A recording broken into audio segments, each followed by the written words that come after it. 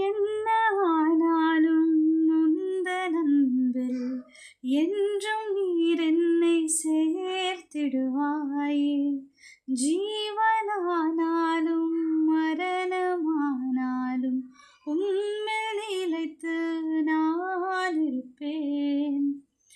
நாமம் கொண்டு சாத்தானை ஜெயிப்பேன்.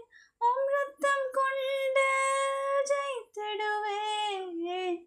வாழ்நாளெல்லாம் உம்மை புகழ்வேன்.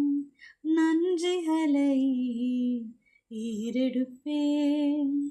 வாழ்நாளெல்லாம் உம்மை துதிப்பேன். நன்றிகளை ஏறெடுப்பேன்.